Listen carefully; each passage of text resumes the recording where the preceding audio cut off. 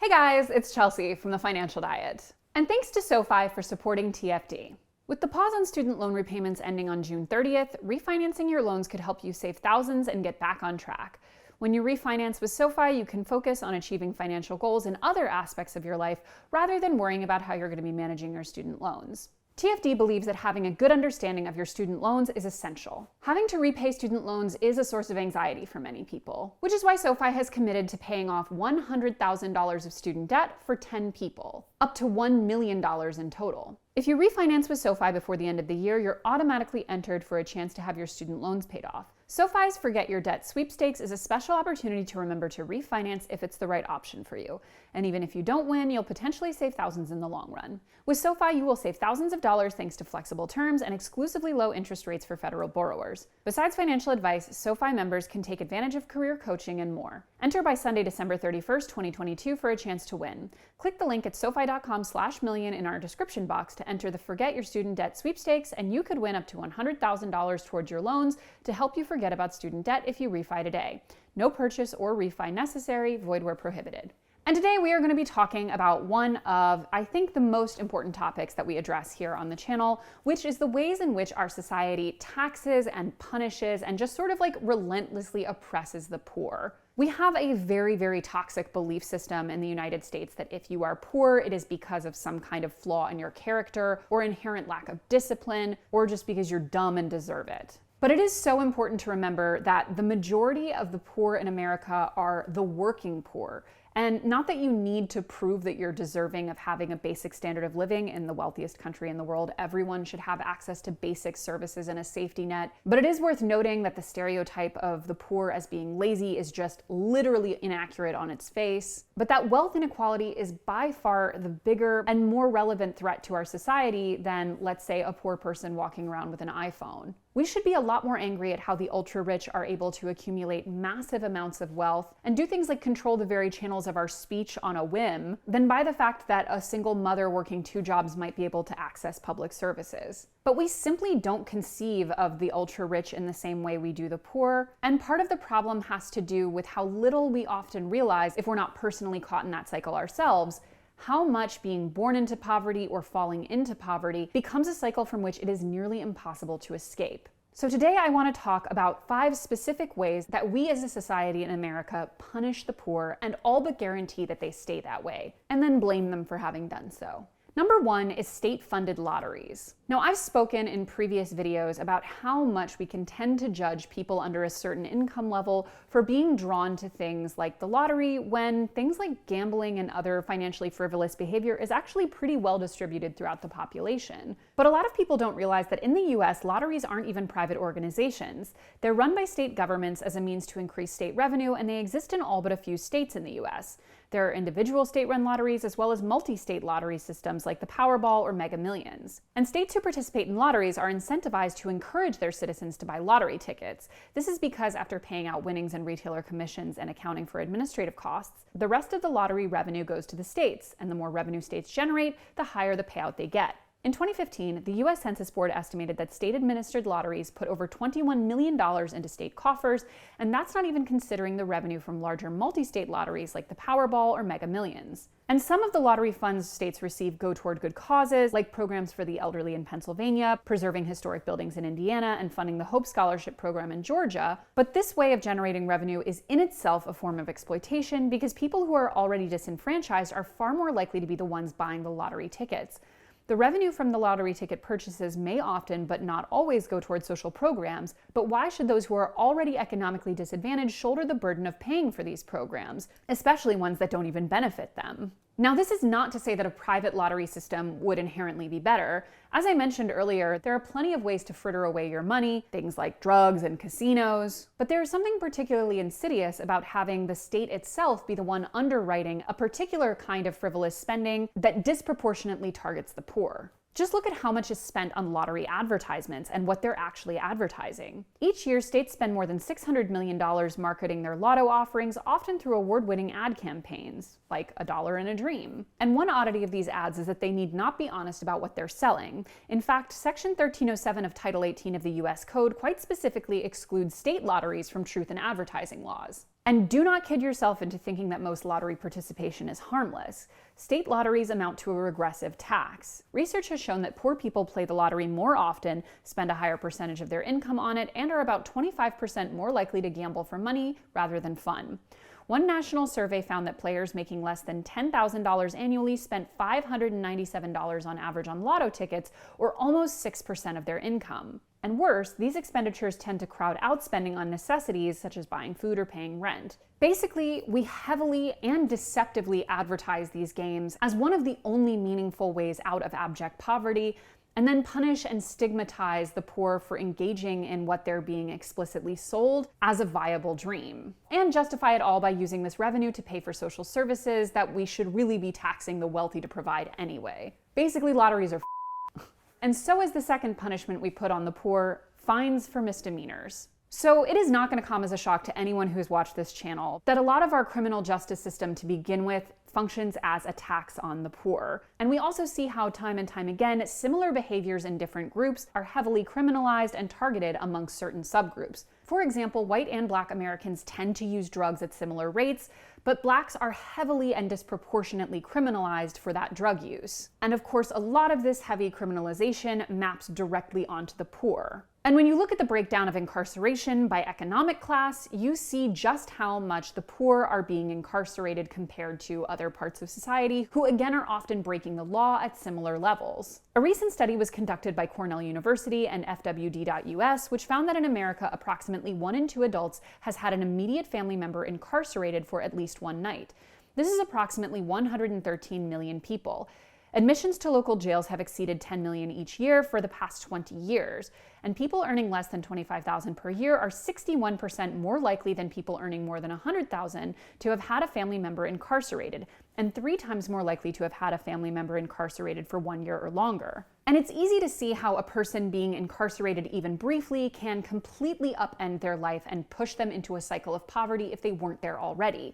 Things like not being able to get to your job, not being able to make things like rent payments or car payments, not having access to childcare. Even if you're, let's say, pulled into a jail on false charges, these same disruptions can quickly snowball, especially if you don't have the cash on hand to do things like post bail, which is how incredibly predatory industries like bail bonds are able to make such a killing in the communities who can least afford to pay it. But even for people who don't end up literally incarcerated, there are all kinds of fines and then fees on top of those fines for people who commit minor infractions, which push them into a similar cycle of poverty, often for infinitesimally small initial amounts. While punitive fines have always existed, fees have never been as extreme as they are today. In fact, fees are often in excess of the fines. And many states also impose collection fees, which are payable to private debt collection firms for the cost of collecting the fees. With nearly half of American adults reporting that they couldn't cover a $400 emergency expense, even minimal fees can contribute to an endless cycle of debt. Lisa Foster, director of the Fees and Fines Justice Center, gave the startling example that if an individual in California runs a red light and a camera has evidence of this, that individual incurs a $100 fine, but the fees imposed are $390. The total penalty, therefore, is $490, which is more than a minimum wage worker in California earns in a week. And just a few small examples of how this actually works in practice and puts someone on the hamster wheel of isolation from society and remove the ability to live normally are these extremely indicative anecdotes from recent years. In April of 2016, a 30-year-old woman from St. Louis was accused of stealing a tube of mascara from a Walmart and was arrested for shoplifting. She said that she threw away the package and forgot to pay the $8.74 for the mascara. She served jail time, received a fine, and was put on probation. When she didn't appear at a probation hearing, she was sent back to jail, where she fell behind on payments and was sent to jail again. Her board jail bill is now more than $10,000. While another Missouri woman was arrested for stealing nail polish from a Walmart. She pleaded guilty to a misdemeanor and was sentenced to 30 days in jail. The nail polish cost $24.29. And after her jail time, she received a bill for $1,400 for room and board. She couldn't afford the board bill and was put in jail again, and this time the bill totaled $2,160. And even outside of things like petty theft for technically unnecessary items like makeup, think about how much of these same crimes are being committed for necessities like food or diapers. As I've said before on the channel, I was arrested when I was 21 years old. And the initial cause of that arrest was similar to what we're discussing here. I had racked up some moving violations and didn't pay them, which led to my license being suspended, which meant that when I was driving on that license, I was committing a crime. Now, I was able to not have that particular misdemeanor derail my life. I was able to get what's called a probation before judgment, basically meaning like if you don't do anything bad again, it's wiped from your record, in large part because I had family members who were able to help me pay all of the associated fines and fees and get myself out of this cycle. I didn't have to miss work, I had people who could help drive me places, and I didn't have a family to support.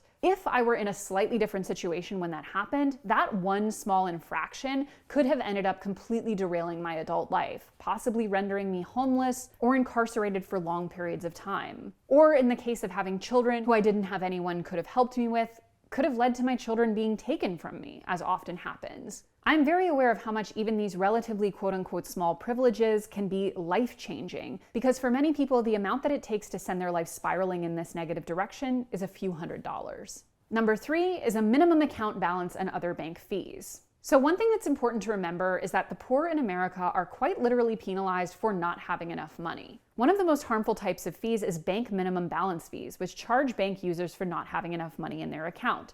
The average monthly fee for interest checking accounts is $16.19, which is the second highest it's ever tallied. The most common monthly fee for these accounts is $25 for the 9th straight year. And avoiding that fee requires an average minimum balance of $9,658, which is down 2.4% from last year's record of $9,897. The averages for both 2021 and 22 have been up sharply from 2020 when it was $7,550, which was itself a record high at the time.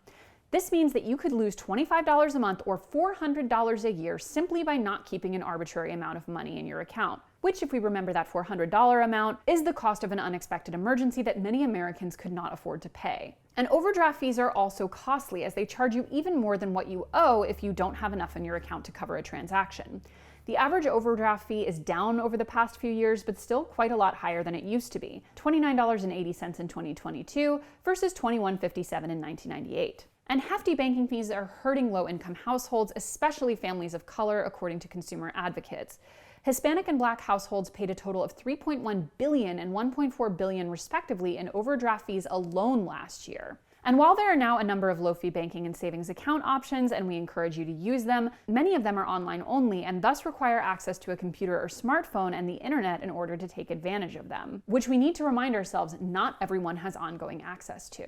And speaking of not everyone having access to something, number 4 is access to quality education. So it's pretty common knowledge that the quality of public school education varies widely depending on where you live, and parents will often talk about moving to certain areas, quote, because of the schools. So even though we know that property taxes do go to fund these school systems, and that in and of itself leads to huge discrepancy between districts, even within the same districts, you see enormous disparities based on social class. But this doesn't mean that state to state there are universal standards of performance. We're talking about microgeographies, where even within the same school district, there will be wildly differing qualities at 2 different schools. At Ronald O'Neill Elementary School in Elgin, Illinois, none of the 3rd graders could read and write at grade level according to state test in 2019. Nearly 90% of the school population is considered low income, and nearly 3/4 are labeled English learners, meaning that the state language arts test assesses their reading and writing ability in a language they're still trying to learn. But just 9 miles away sits Centennial Elementary School, where 73% of 3rd graders met grade level standards on that same test. A fifth of Centennial student body is considered low income, and 17% gets extra support as they learn English.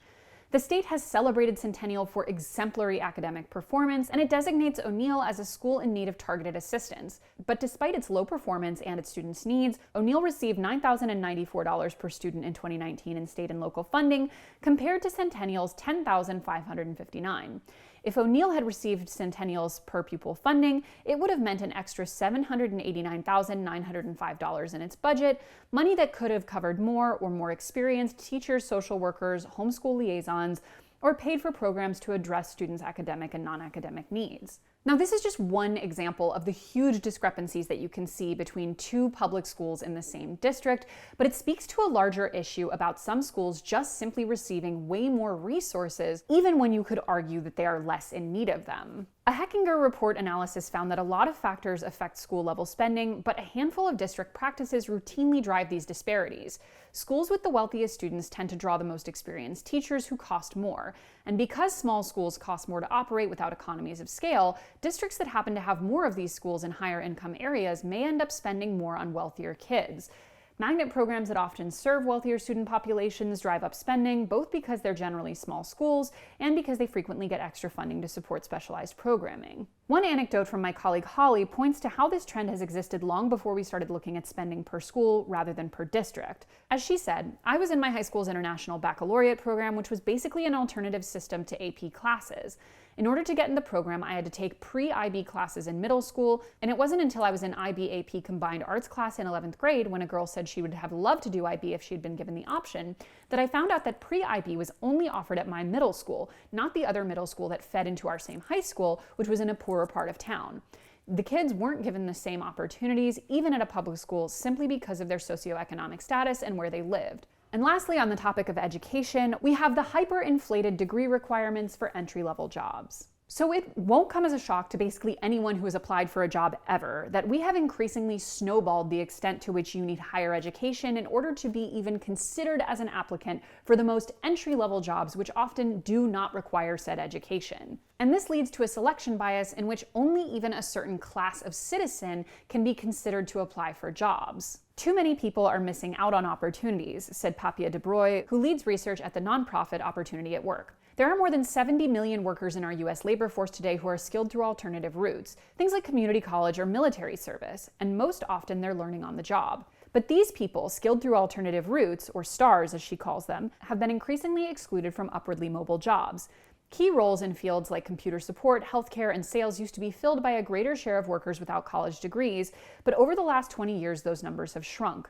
And that decline actually translated to STARS being displaced from almost 7.5 million jobs, DeBroy has said. With the advent of online hiring, companies often get hundreds of applications for each job and usually interview fewer than 10 candidates. And in the name of efficiency, employers use a college degree as a proxy to filter applications for the multitude of technical and soft social skills that have become increasingly important to jobs over the last decade. And even leaving aside the fact that many of these jobs literally don't require these degrees in order to perform the actual task of the job, and it used to be much more normalized and expected that people learn on the job in these entry-level positions, the simultaneous snowballing of the actual cost of getting these degrees means that it's an increasingly elite class of people who can even afford to walk into these job interviews with said degrees. And for those who can't afford to just have that tuition paid for them, they're increasingly having to put themselves into debt for jobs which have, you guessed it, increasingly stagnating wages over that same period of time. Average student loan debt has been on the rise as families try to keep up with soaring college costs,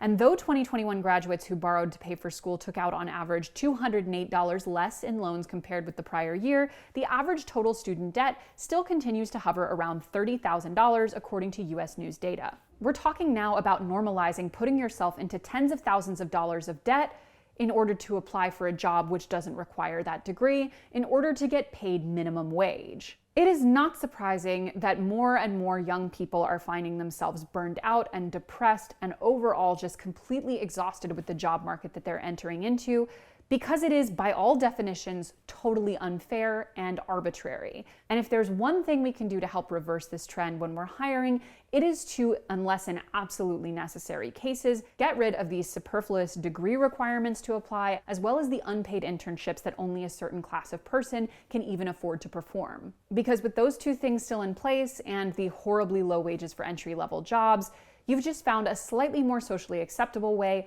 to only really offer your job to the wealthy. As always, guys, thank you for watching, and don't forget to hit the subscribe button and to come back every Monday, Tuesday, and Thursday for new and awesome videos. Bye!